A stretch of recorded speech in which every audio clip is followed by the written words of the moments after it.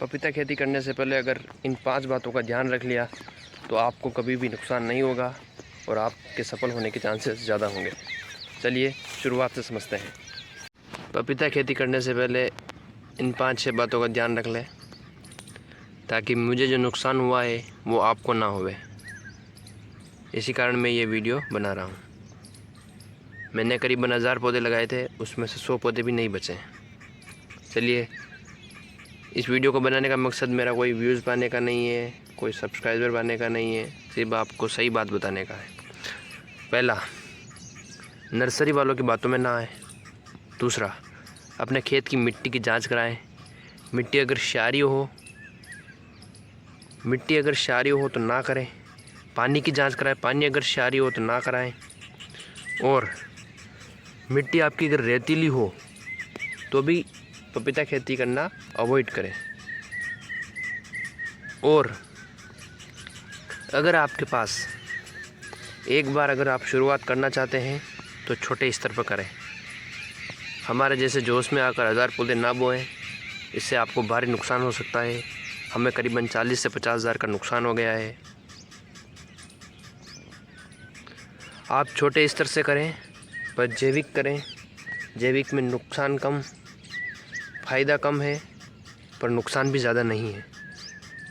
Chemical में फ़ायदा तो कम ही होता है और नुकसान होने के ज़्यादा चांसेस है। हमने इसमें जड़ गलन के लिए एक दवाई बताई थी नर्सरी वाले ने, उसने माप सही नहीं बताया, हमने सही नहीं सुना, डाल दिया। फसल आधी उससे ख़राब हो गई, आधी हमने पौधे ऑर्डर करने के बाद मिट्टी की जांच कराई थी, पता लगा इसमें तो pH 9 से 9.5 है। 9.5 pH का मतलब कि क्षार बहुत ज़्यादा है और उसमें ये नहीं करना था, पर हमने पौधे ऑर्डर कर दिए तो क्या कर सकते हैं। ये सब बातें हमें पौधे ऑर्डर करने से पहले देखनी है। हमारा पानी मीठा होना चाहिए।